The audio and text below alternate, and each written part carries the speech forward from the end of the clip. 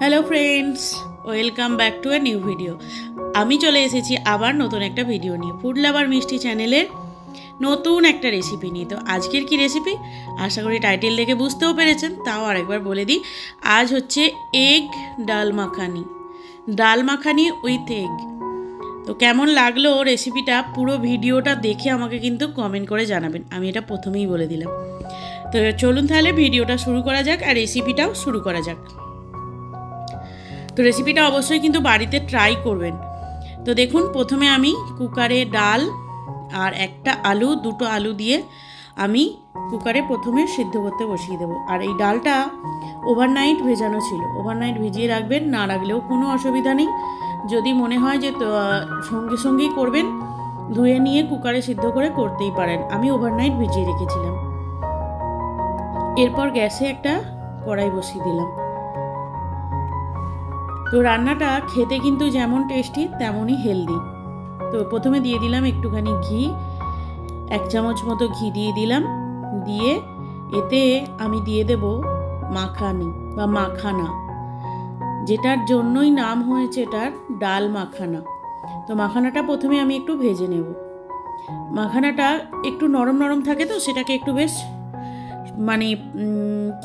ভেজে নিয়ে সেটাকে একটু শক্ত বা মুচমুচে করে নেব। তো কড়াই আমি অল্প পরিমাণ ঘি দিয়ে এটাকে প্রথমে ভেজে নিচ্ছি। এই মাখানা কিন্তু খুব হেলদি জিনিস, খুব উপকারী জিনিস। যারা আপনারা একাদশী করেন, একাদশীতে মাখানা খেতেই পারেন, কারণ এটা হচ্ছে পদ্ম ফুলের বীজ বা পদ্ম ফুল থেকেই এটা হয়। তো এবার মাখানাগুলো আমার ভাজা হয়ে গেছে, আমি আঙুলে করে ভেঙে দেখে নিলাম। এই যে সমস্ত মাখানা ভাজা হয়ে গেছে। এরপরে আমি কড়াইতে দিয়ে দিলাম সাদা তেল দিয়ে দেওয়ার পর এরপর দিয়ে দিলাম কালো জিরে।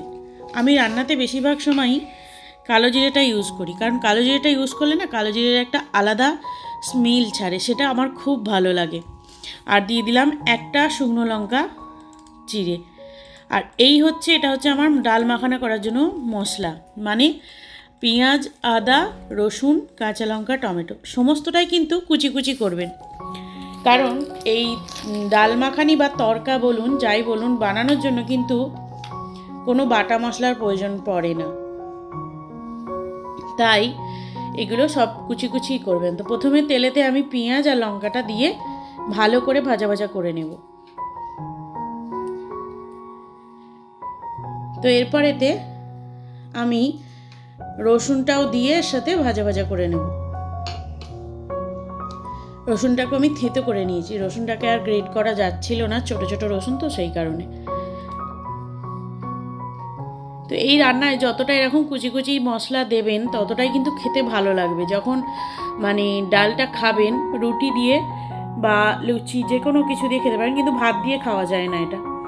তো খেলে যখনই এই মশলা এই পেঁয়াজ রসুনগুলো যখন মুখে পড়বে গোটা গোটা, খুব সুন্দর খেতে লাগে। তো এগুলোকে আমি একটু ভালো করে ভাজা ভাজা করে নেব। খুব একটা বেশি ভাজতে হবে না, খুব একটা লাল বা পুড়িয়ে ভাজলে হবে না, হালকা জাস্ট একটু তেলে নেড়ে নেওয়া, মানে ওর যে একটা কাঁচা গন্ধ থাকে সেই কাঁচা গন্ধটা যাতে চলে যায়। তো এরপরে আমি দিয়ে দিলাম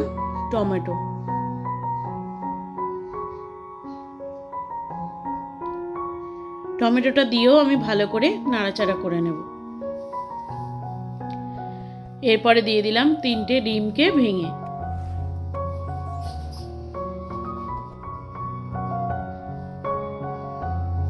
তো মশলাগুলো সাইডে সরিয়ে দিয়ে মাঝখানটা একটু ফাঁকা করে 3টে ডিমকে দিয়ে ভাজা ভাজা করে নেব।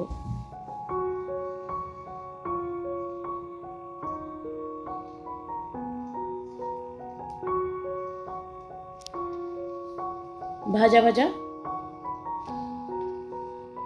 হয়ে গেলে এর মধ্যে একে একে মশলাগুলো দিয়ে দেব, চিনি, নুন।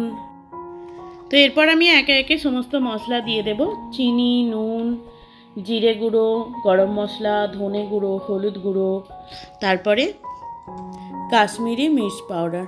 তো এই মশলাগুলো আমি গুঁড়ো মশলা এক এক করে সমস্ত মশলা দিয়ে দিলাম। এবার সমস্ত উপকরণগুলোকে আমি ভালো করে মিক্সড করে নেব। একটু গোলমরিচ গুঁড়োও দিয়েছি, কারণ গোলমরিচ গুঁড়োটা যেমন উপকারীও তেমন বেশ ঝালটাও বেশ মানে সুন্দর ঝালটা হয়, তাই আমার খেতে এটা খুব ভালো লাগে। তো আপনারাও ট্রাই করবেন অবশ্যই, কিন্তু তরকারিতে গোলমরিচ দিয়ে একটা সুন্দর গন্ধও ছাড়ে, আর এই গোলমরিচের ঝালটা এটা মানে আমাদের জন্য উপকারীও। যেমন শুকনো লঙ্কা মানে শুকনো লঙ্কা গুঁড়োর ঝালের থেকেও আমি কাশ্মীরি মির্চ পাউডারটা অল্প করে ইউজ করি, কারণ তরকারিতে একটুখানি কালারের জন্য। তো এরপরে আমি সামান্য জল দিয়ে পুরো মশলাটাকে কষিয়ে নিলাম। এরপরে যে আমি ডালটা সেদ্ধ করে রেখেছিলাম সেই ডালটাকে আমি এর মধ্যে দিয়ে দেব। ডালটা কিন্তু খুব সুন্দর সেদ্ধ হয়ে গেছে, কারণ যেহেতু এটা ওভারনাইট ভেজানো ছিল সেই কারণে খুব সুন্দর সেদ্ধ হয়ে গেছে। দেখুন মশলাটা আমার কিন্তু সুন্দর করে কষানো হয়ে গেছে। এরপরে আমি পুরো ডালটাকে কড়াইয়ের মধ্যে দিয়ে দিলাম, আর যে আলুগুলোও সেদ্ধ করে রেখেছিলাম আলুর খোলা ছাড়িয়ে এর মধ্যে স্ম্যাশ করে দিয়ে দিয়েছি। তো পুরো তরকারিটা যখন মিক্সড হয়ে যাবে তখন দেখতে কালারটা আরও ভালো হবে। তো আমি কিছুটা জল দিলাম এই কারণে, কারণ একটু তরকারিটা না ফুটলে মশলার সাথে যে ডাল আলু এগুলো ঠিক মিক্সড হবে না বা ভালোভাবে হবে না আর কি, মিশে যাবে না, একটু জল না দিলে হবে না। তো এখানে আমি চাপা দিয়ে দিলাম কিছুক্ষণের জন্য। এরপর চাপা খুলে দেখব আমার তরকাটা প্রায় রেডি হয়ে গেছে। এরপরে দিয়ে দিলাম একটু শুকনো কস্তুরি মেথি। আমি কস্তুরি মেথিটা কিন্তু কোনো রোস্ট করে দিইনি, আমি কাঁচাই দিয়েছি। এটা আমার ঘরে এনে রাখাই থাকে, আমি বেশিরভাগ তরকারিতেই ইউজ করি। এটার গন্ধটা না এত সুন্দর হয়, মানে এর গন্ধতেই মনে হয় তরকারির টেস্ট অর্ধেকটা বাড়িয়ে দেয়। তো দেখুন আমার রেডি হয়ে গেছে, ডাল মাখানি রেডি হয়ে গেছে একদম। এরপরে আমি দিয়ে দেব যে মাখানাগুলো ভেজে রেখেছিলাম, সেই মাখানাগুলো এই শেষ সময় দেবেন। একদম প্রথমের দিক থেকে দিলে কি হবে, মাখানাগুলো একদম গলে মানে মিশে যাবে, তাই একদম নামানোর আগের টাইমে দিয়ে আর নামিয়ে নেবেন। তো আমিও তাই করলাম আর কি, একদম দিলাম দিয়ে আর নামিয়ে নিলাম। এরপরে আমি একটু ঘি দিয়ে দিলাম।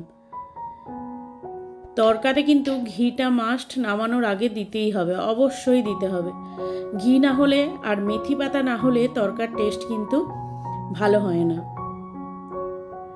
তো দেখুন রেডি হয়ে গেছে আমার ডাল মাখানা। এবার আমি চাপা দিয়ে দিলাম, কারণ ঘিয়ের গন্ধটা এর মধ্যে থাকলে খুব ভালো লাগবে। এরপরে আমি একটা সার্ভিং বাটিতে সার্ভ করে নিচ্ছি। দেখেই বুঝতে পারছেন আশা করি কতটা লোভনীয় হয়েছে। আপনারাও বাড়িতে ট্রাই করে আমাকে জানাবেন যে আদেও কি এটা লোভনীয় হয়েছে নাকি না টেস্ট খারাপ হয়েছে। অবশ্যই কিন্তু বাড়িতে ট্রাই করবেন, এটা হেলদি এবং টেস্টি রেসিপি। তো চলুন তাহলে আজকের মতো এখানে অবধি রাখলাম, দেখা হচ্ছে নেক্সট ভিডিওতে। ততক্ষণে টাটা।